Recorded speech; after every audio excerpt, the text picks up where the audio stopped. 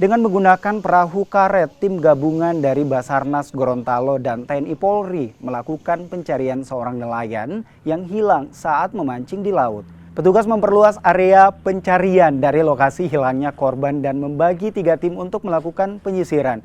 Hingga hari ketiga, pencarian tim gabungan dibantu warga setempat belum membuahkan hasil. Korban yang diketahui bernama Busrakama, warga desa Buluwahu, Kecamatan Sumalata Timur, Kabupaten Gorontalo Utara, dilaporkan hilang saat melaut. Untuk penyisiran di pagi hari tadi, Pak, kita sudah melakukan pencarian di sekitaran Pulau Raja.